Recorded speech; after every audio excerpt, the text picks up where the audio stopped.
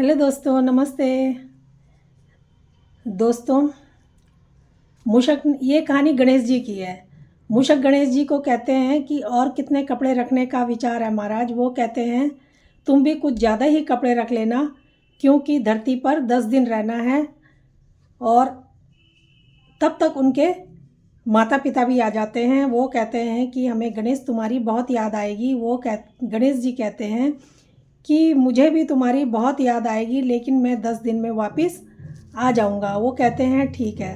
अब वो गणेश जी मूषक के साथ चलते हैं। वहाँ पर मूषक जो होते हैं वो भी अपनी तैयारी करते हैं। तब तक उनकी फ़्लाइट दरवाजे पर ही आ जाती है। वो फ़्लाइट में बैठते हैं और वहाँ से चल देते हैं।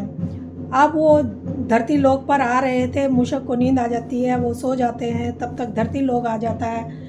वो गणेश जी मूषक को कहते हैं कि उठो, धरती लोक आ गया है। धरती लोक पर वो उतरते हैं और आगे सब देखते हुए चलते हैं। देखते हैं कि धरती पर जगह जगह पर खूब अच्छे पंडाल सजे हुए हैं। सब भक्त उनको आने की उनके प्रतीक्षा कर रहे हैं। वो सब पंडालों में घूमते हैं और ऐसे ही वो एक गांव में घूम जाते हैं जहां पर पंडाल सजा हुआ था।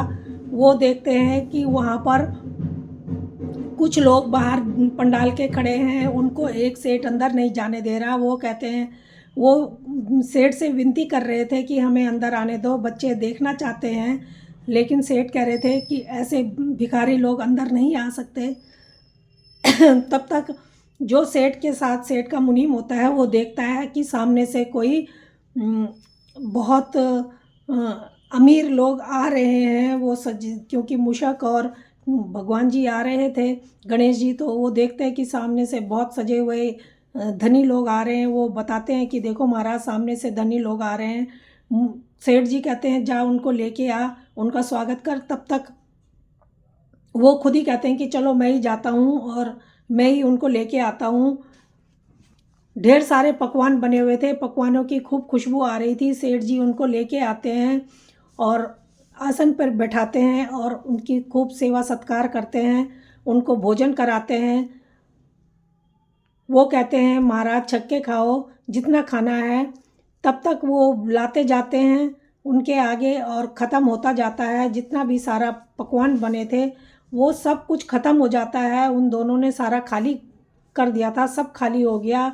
वो कहते हैं कि वो कहते हैं ये तो इतने में सेठ की जो पत्नी होती है वो आती है। वो कहती है कि सेठ जी, सारा खाना तो जो बना था सब खत्म हो गया है, सब पतीले खाली हो चुके हैं। ये कोई साधारण मनुष्य नहीं है।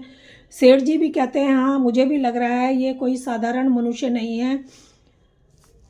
जो भी प्रसाद था, जो भी हमने बनाया था खाना, ये तो सब खा चुके।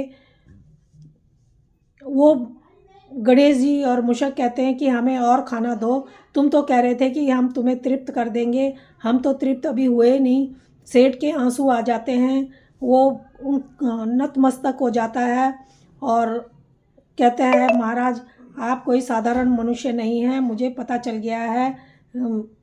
हमने तो बहुत सारा बनाया था लेकिन वो भी कम पड़ गया। हमसे जो गलती हुई हो हमें माफ़ करना। मुझे अपनी गलती का एहसास हो गया है। फिर जो गणेश जी थे वो कहते हैं कि ऐसे तुम्हें माफ़ी नहीं मिलेगी।